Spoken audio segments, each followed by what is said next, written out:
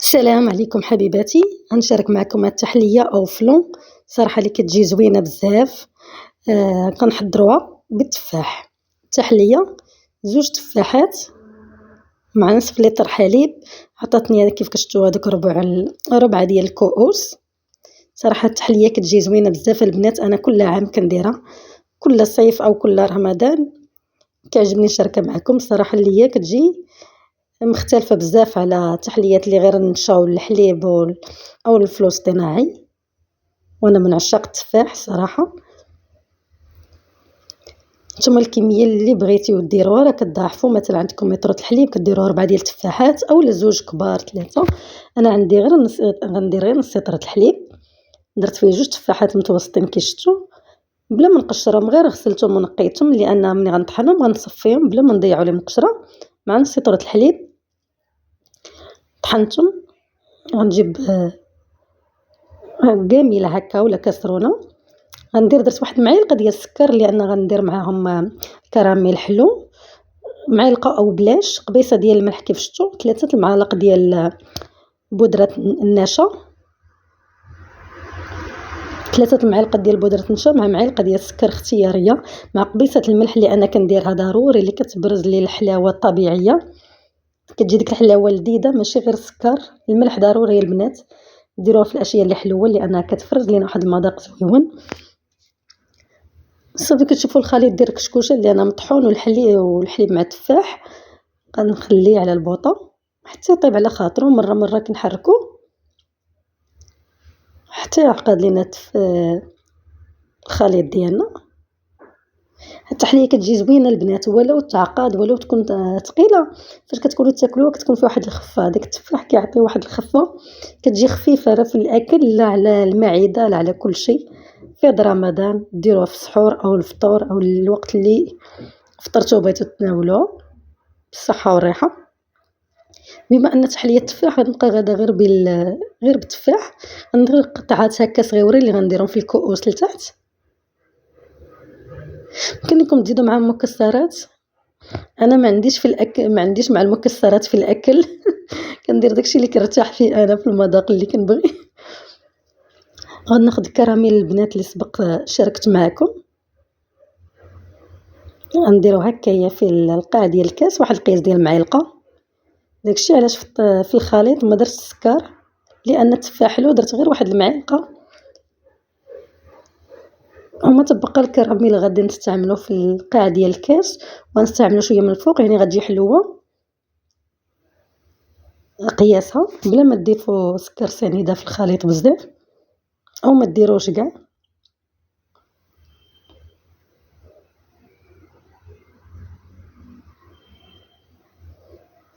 انا متاكده البنات الا جربتوها، الاخوات اللي ما عمرهم جربوا هاد التحليه الا جربتوها غتعجبكم بزاف، تقدر تعجب حتى الوليدات الصغار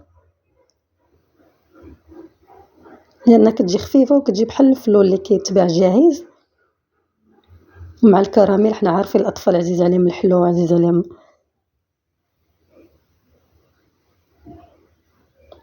من الاحسن توجدوا هاد الكؤوس باش غير طيب التحليات تخويوها ما تبداش تجمد لكم. كيف كتشوفوا كيف قلت لكم البنات راه كتجي خفيفه، ماشي خفيفه في شكل سائله، كتجي خفيفه في الاكل. صافي غنبقى تنفرق الكميه كلها على هاد الكؤوس اللي عندي ونخليهم تيبردوا على خاطرهم برا، عاد ندخلهم للثلاجه يبردوا مزيان صافي، نقدمهم الوقت اللي انا بغيت.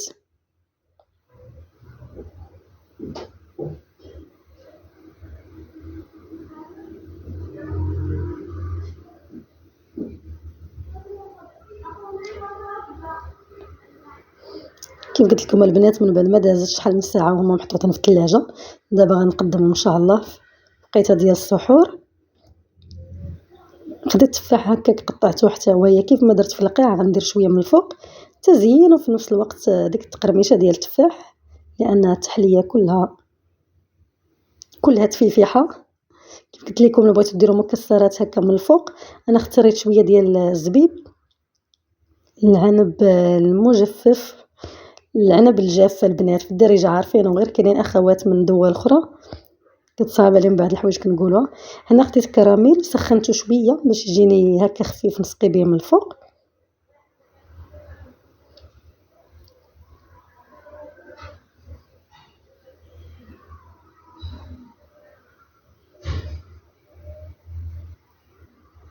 ما يحتاجش يبرد، واخا الكراميل شويه اللي درت من الفوق سخنته، لان تحليه بارده من الصباح وانا دايرها في الثلاجه حتى الليل.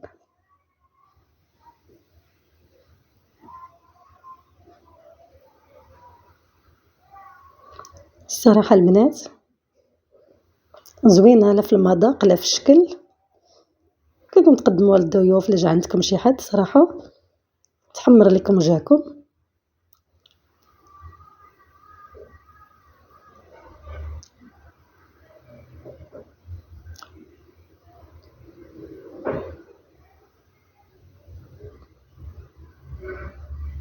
هذا هو الاخوات كيف كتشوفوا كويسات الصراحه، لان كاينين عده طرق في التحليه وكاينين اختلافات، ولكن كاين شي مذاق اللي كيعجبك كتبقاي ديريه ديما. منهم انا واحده من المفضلات عندي هي التحليه، واللي سبقت شارك معكم ديال الموز والشوكولا. صراحه البنات نشهيتكم فيها، نتمنى تجربوها وتنال اعجابكم.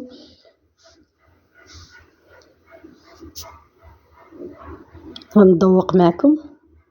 انا كنجي لذوق كنبقى غاده في الكاس غير كنعل الشيطان كنقول خاصني كنسى راسي بانني راني كنصور.